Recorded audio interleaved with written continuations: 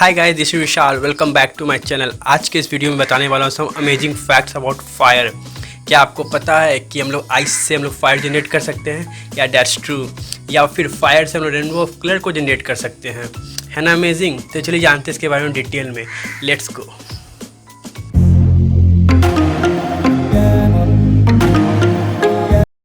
Fire without gravity is a sphere.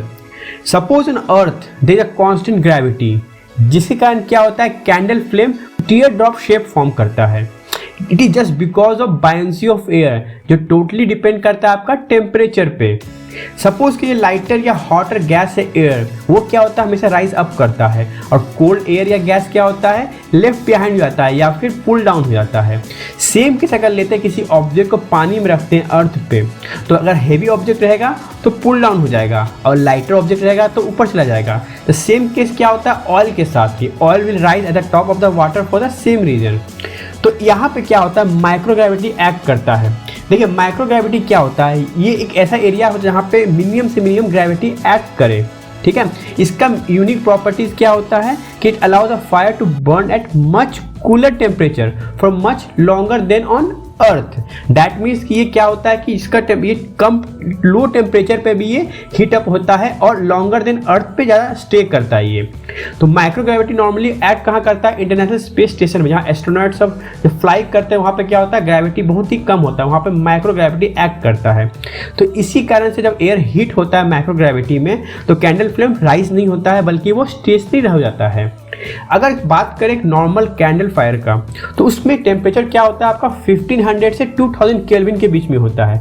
Where in case microgravity के case में क्या होता है, आपका कैंडल जो कंटिन्यू बर्न होता है वो होता है 500 से 800 केल्विन होता है। बहुत ही लो टेम्परेचर में भी वो बर्न अप होता है। तो ये क्या होता है, cool fire don't produce suit, carbon dioxide and water vapour. तो माइक्रोग्रेविटी में भी बर्निंग कैंडल क्या होता है, इको फ्रेंडली होता है। Forest fire create their own weather. जब किसी जंगल में आग लगता है अनकंट्रोल्ड मैनर से, millions of acres of land को डिस्ट्रॉय कर देता है। Largest recorded was in Russia, जिसने 47 मिलियन एकर्स ऑफ लैंड को डिस्ट्रॉय कर दिया।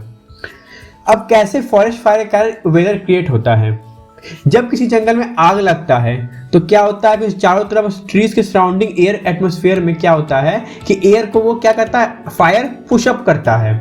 जो हॉट एयर होता है वो क्या होता है, राइज अप होने लगता है।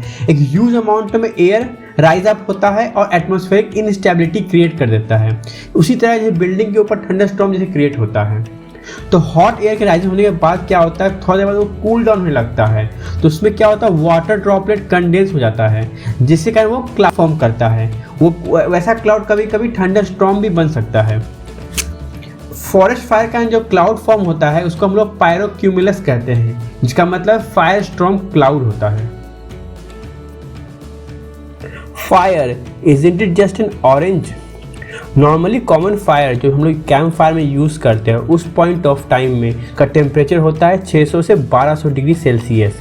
तो इस टेम्परेचर में जो फ्लेम का कलर होता है वो होता है आपका ऑरेंज कलर का। अगर इसी टेम्परेचर में किसी पार्टिकल या किसी भी वुड को जलाते हैं तो उसमें जो कार्बन पार्टिकल निकलता है, अगर प्रॉपरली बर्न नहीं हुआ, अनबर्न कार्बन स्केप आउट हो गया, उसका ट्रेसेस एलिमेंट मिक्स हो जाता है फायर के साथ, जिसके कारण येलो या ऑरेंज ग्लो ऑफ लाइट देता है। अगर इसी टेम्परेचर को हम लोग थोड़ा बढ़ा देते हैं, लाइक 1200 से 1600 डिग्री सेल्सियस के बीच में, तो फायर इतना गर्म हो जाता है कि सारे कार्बन उसमें बर्न हो जाते हैं। कार्बन सारे बर्न होने के कारण क्या होता है, उसमें कोई एक्स्ट्रा कार्बन बाहर नहीं निकल पाता, एलिमेंट किसी से मिक्स नहीं हो पाता है, जिसके कारण जो कलर निकलता है फायर फ्लेम का वो ब्रिलियंट लाइट ब्लू कलर का होता है, just like a propane stove के जैसे। लेकिन अगर आग जलता है तो आग में सिर्फ कार्बन ही केमिकल कंपाउंड नहीं होता है, इसके अलावा इसमें अगर हम लोग स्मॉल अमाउंट ऑफ कॉपर डालेंगे तो इस कॉपर के कारण जो फायर का कलर होगा वो ग्रीन लाइट कलर निकलेगा। अगर हम लोग लिथियम क्लोराइड डालते हैं तो उसके कारण पिंक फ्लेम निकलता है, और ट्रोंटियम क्लोराइड यूज़ करेंगे तो रेड कलर, या पोटेशियम क्लोराइड यूज़ करेंगे तो पर्पल कलर मिलेगा। तो इस तरह हम लोग फायर से रेनबो ऑफ कलर को प्रोड्यूस कर सकते हैं। Fire can be started with ice. Normally देखा जाता है कि फायर और आइस दोनों कम्प्लीटली पोलर अपोजिट है। अगर आप किसी भी आइस को फायर के पास रखिएगा तो वो पिघल जाएगा। बट यहाँ पे मैं बताने वाला हूँ कि कैसे आप आइस को यूज़ करके फायर जनरेट कर सकते हैं। है ना अमेजिंग? चलिए देखते हैं क्या होता है। बेसिकली अगर सपोज कर लीजिए आप किसी ठंड जगह पे हैं और आपके पास अपने आप को गर्म करने के लिए सिर्फ आइस ही एकमात्र सोर्स है, तो उस पॉइंट ऑफ टाइम में आप ये कर सकते हैं कि उस आइस के पीस को सर्कुलर शेप में काट लीजिए। उसके बाद उस आइस डिस्क को अपने गर्म हाथों से इसको पॉलिश कीजिए कंटिन्यूसली। उससे क्या होगा कि वो आइस डिस्क क्या हो जाएगा, आप एक लेंस की तरह फॉर्म कर जाएगा, लाइक ए मैग्नीफाइंग ग्लास। तो उस पॉइंट ऑफ टाइम में आइस लेंस को यूज़ कर सकते हैं सनलाइट को फोकस करवाने के लिए एक नैरो बीम में, ताकि आप उस चीज़ को किसी चीज़ को आग लगा सकें। तो है ना इंटरेस्टिंग चीज़। में थोड़ा टाइम लगता है और बहुत फाइननेस चाहिए होता है। अगर आप किसी ठंडी जगह पे हो और आपके चारों तरफ कहीं ना कहीं आइस हो तो ये आपके लिए सबसे बेस्ट ऑप्शन है खुद को गर्म रखने के लिए। Fire is used as medicine. China में ट्रेडिशनल चाइनीज मेडिसिन का बिजनेस काफ़ी ह्यूज स्केल में है, जिसका वैल्यूएशन मोर देन $84 बिलियन है। इस ट्रेडिशनल चाइनीज ट्रीटमेंट में ये लोग कुछ स्ट्रैटेजी यूज़ करते हैं, जैसे कि एक्वापंचर, सक्शन कप्स और अलग अलग इंग्रेडिएंट का भी यूज़ करते हैं, जैसे कि कैटरपिलर फंगस, ड्राइड गेको। इनके अलावा भी एक और मेथड ऑफ ट्रीटमेंट है जो बहुत ही पॉपुलैरिटी पा रहा है आज के डेट में, जिसका नाम है फायर थेरेपी।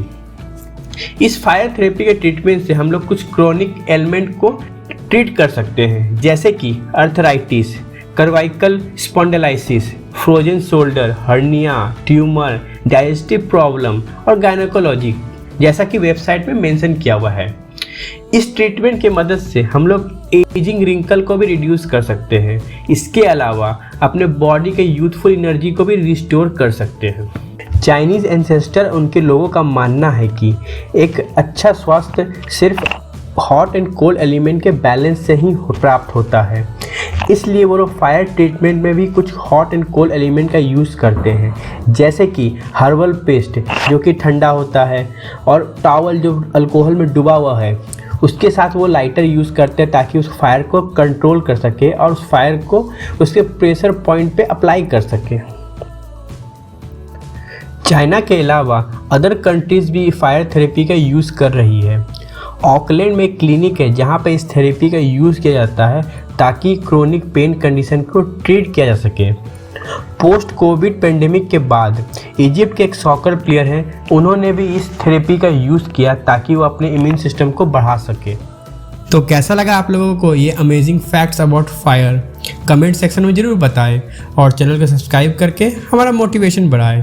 धन्यवाद। जय हिंद।